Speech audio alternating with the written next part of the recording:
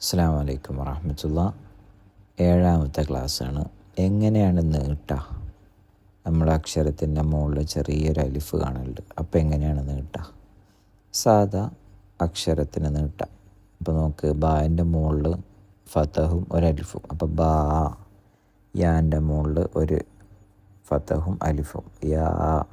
റാൻ്റെ മുകളിൽ ഒരു ഫതഹും അലിഫും. റാ. മാ. ലാ. വാ. നാ. രണ്ടാമത്തെ പേര് ആ. ഹ. ആ. ഹ. ഗ. ഖ. ത. മൂന്നാമത്തെ പേര് സ. ജ. ദ. ദ. സ. സ. ഷ. അടുത്ത പേര് സ. ള. ത. ള. ഫ. ഖ.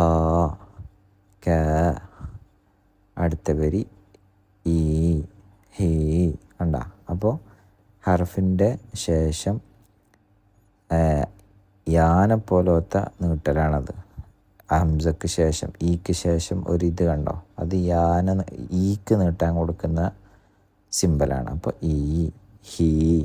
ഇനി ലമ്മിന് നീട്ടാൻ കൊടുക്കുന്ന സിമ്പിളാണ് വാവ്. ചെറിയ വാവ് കണ്ടോ, വൂ, ഹൂ, ഊ. മനസ്സിലായോ? അത് സിമ്പിൾ മനസ്സിലാക്കിയേക്കാം.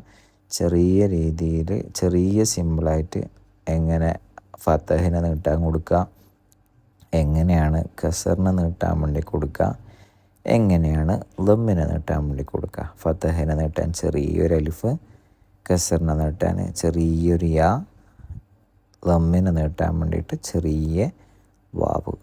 ഈ യാ നമ്മൾ ആൽഫബറ്റ്, അറബിയുടെ ആൽഫബറ്റ് ആദ്യ ക്ലാസ്സിൽ പഠിക്കുമ്പോൾ നമ്മൾ പഠിച്ചിരുന്നു. അപ്പോൾ ഇത് മനസ്സിലാക്കി വെക്കാം ഇൻഷാ അല്ലാഹ്. അസ്സലാമു അലൈക്കും വറഹ്മത്തുള്ളാഹി.